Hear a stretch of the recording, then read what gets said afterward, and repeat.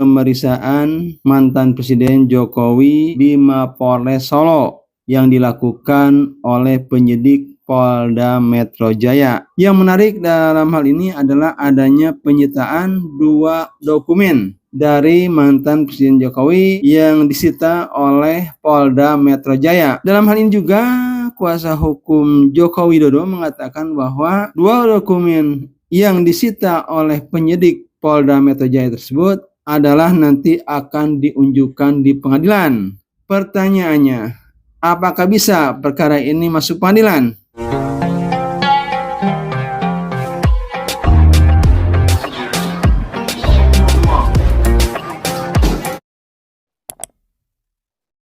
Assalamualaikum warahmatullahi wabarakatuh. Sahabat-sahabatku, selamat berjumpa lagi dengan saya Effendi di Effendi Advokat Channel, sebuah channel yang akan membahas masalah-masalah kemasyarakatan yang diulas secara populer.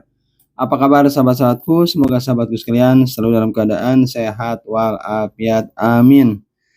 Sahabat-sahabatku, setelah beberapa hari saya tidak mengupload video, alhamdulillah hari ini saya bisa lagi mengupload video. Dan kali ini masih kita lanjutkan pembahasan tentang perkara dugaan ijazah Jokowi palsu. Nah, sahabat-sahabatku, perkara ini terakhir adalah adanya pemeriksaan mantan Presiden Jokowi di Mapolres Solo yang dilakukan oleh penyidik Polda Metro Jaya. Jadi sahabat-sahabatku, perkara ini dilaporkan di Polda Metro Jaya, tapi para pelapor itu diperiksa di Mapolres Solo. Apakah ini boleh?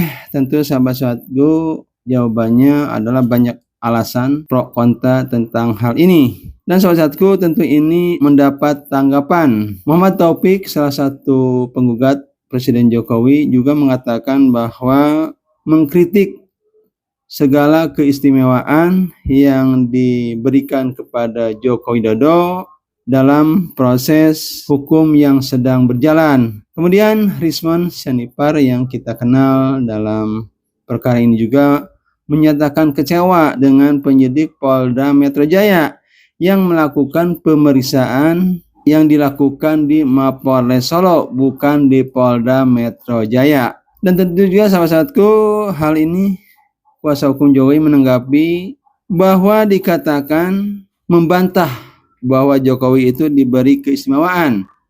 Itu dikatakan oleh kuasa hukumnya Yakub Hasibuan.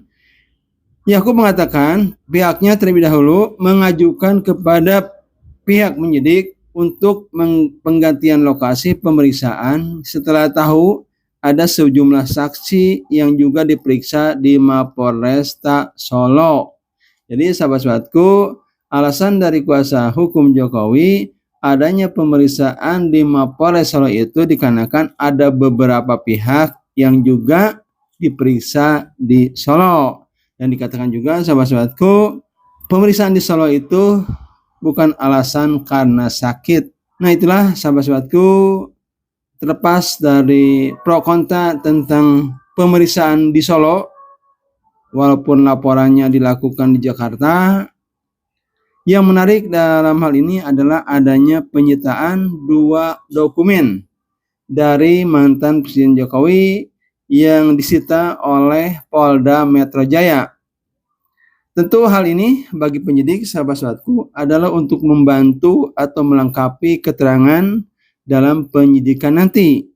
Dalam hal ini juga kuasa hukum Joko Widodo mengatakan bahwa 2 dokumen yang disita oleh penyidik Polda Metro Jaya tersebut adalah nanti akan diunjukkan di pengadilan. Sekali lagi sahabat-sahabatku, kuasa hukum Jokowi mengatakan bahwa 2 dokumen yang disita tersebut nanti akan diunjukkan di pengadilan. Pertanyaannya, apakah bisa perkara ini masuk pengadilan?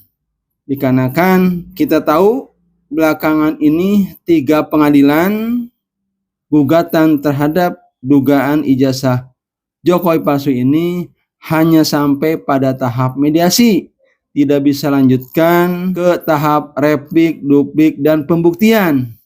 Jadi mustahil kalau dikatakan nanti akan diunjukkan di pengadilan, tapi sidang itu sendiri tidak sampai pada tahap pembuktian, cuma sampai tahap mediasi. Dikarenakan dalam hal ini hakim mengatakan NO atau mungkin kewenangan relatifnya tidak sesuai dan lain-lain alasan, sehingga sampai saat ini ijazahnya itu memang belum bisa ditunjukkan di pengadilan.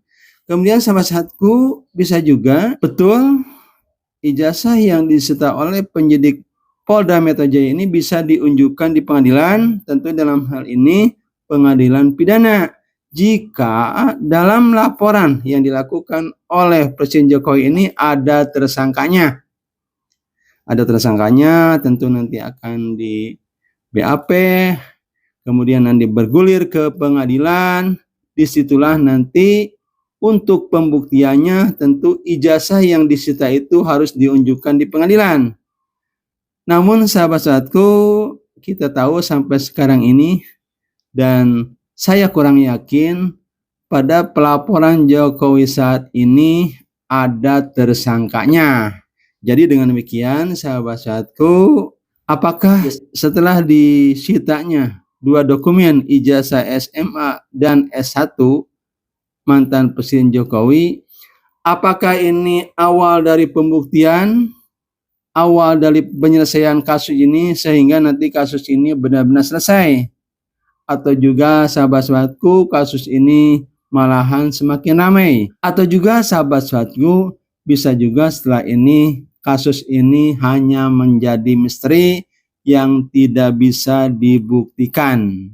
Tentu kita berharap sahabat-sahabatku perkara ini selesai dengan baik-baik dan masyarakat Indonesia semuanya dapat mengetahui bagaimana akhir dari kasus ini. Tentunya apapun nanti yang terjadi, semuanya tentu untuk kejayaan bangsa Indonesia yang kita cinta ini.